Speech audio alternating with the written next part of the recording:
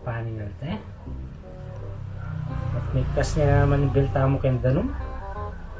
Ano na naman kaya yung melyari?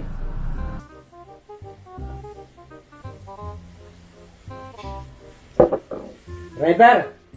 Halika nga rito. May tatanong lang ako sa'yo. Sandali lang po sir, naglilinis pa po ako ng kotse.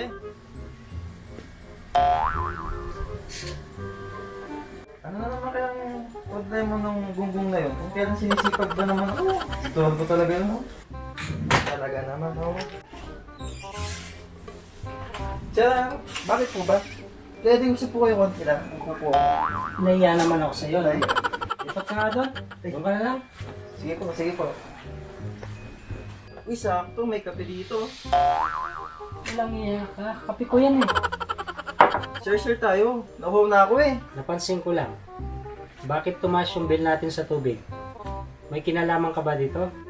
Kaninang umaga, nakita kitang naglilinis ng sasakyan. Napakaksayado mo sa tubig. Hindi nga po sir eh.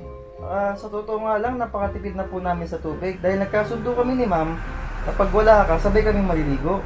Ha? Talaga? Gandang idea yan ah. Dapat pala sumasabay na rin ako maligo sa inyo para mas malalo tayo makatipid. Ay naku sir, wag po. Di na po tayo kasa sa CR. Dapat yata palakin na natin yung CR ah.